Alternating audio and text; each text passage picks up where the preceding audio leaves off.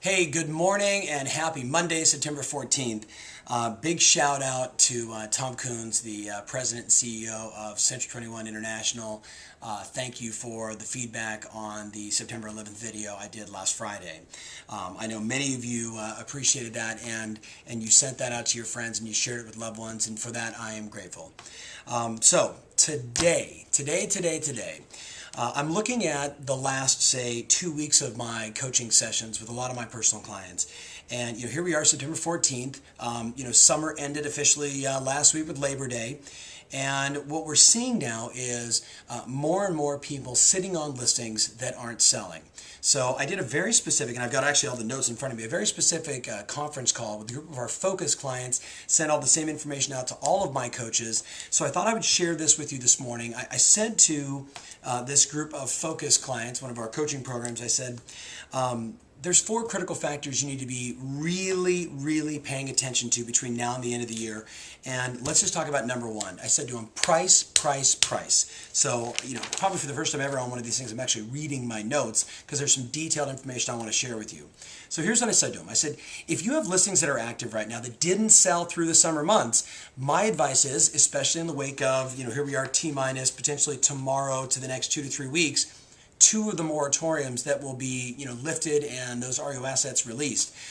If your market is in the wake of that and you're sitting on retail or even short sale listings that haven't sold, I said the bottom line is you got to be more aggressive with your sellers. So I want you to write down the 7-point exercise that I share with my clients that's helping them just get more sellers in line to get the prices amended correctly to ultimately get the property sold. So I said, here's the 7 things you want to do. Number 1, you write down the listing address, but more importantly, you write down the seller's motivation to sell. What is the seller's real motivation to sell? We missed the summer months. We're going into the next 4 months, which historically is slower than the summer selling season. What is that client's motivation to sell? Number 2, time on the market versus what is the current market average in your area. So the time of the market of that listing versus current market average.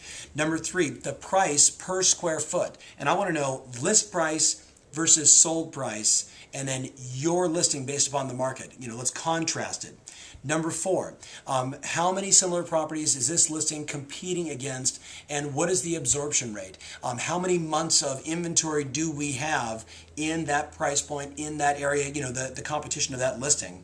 Number 5, and this is where it gets fun, how many showings are you averaging per week? How many showings are you averaging per week? I know one of my dear friends, John McMonigal, matter of fact, got some of his marketing stuff here to review.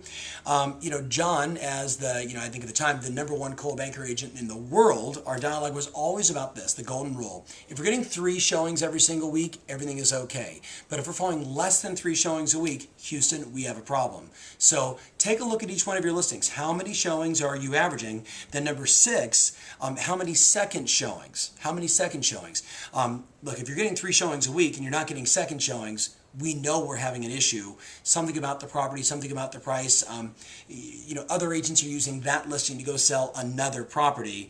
And then the last one, number 7, is there anything about the property that makes it less saleable? Is there anything about that property that makes it less saleable? Now, here's my advice. I said, once you've done this, and you've done this sort of assessment, if you will, of each of your active listings, the action is you call and you schedule a face-to-face meeting with every one of your sellers. You walk them through all 7 of this. You look at all the details, all the numbers, and you get a little analytical with them, and then, of course, a good little script or a good little, presentation to work from.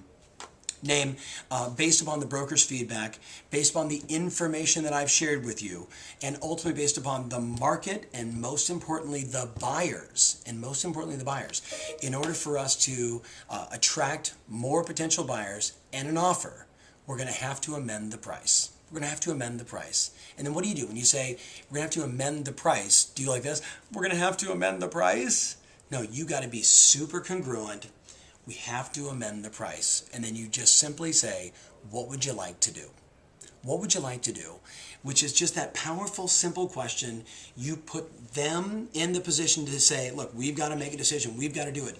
Your job is to provide the facts and details, which you've done. Now it's their job to make the right decision. So, simple assignment for this Monday. how many price amendments can you get?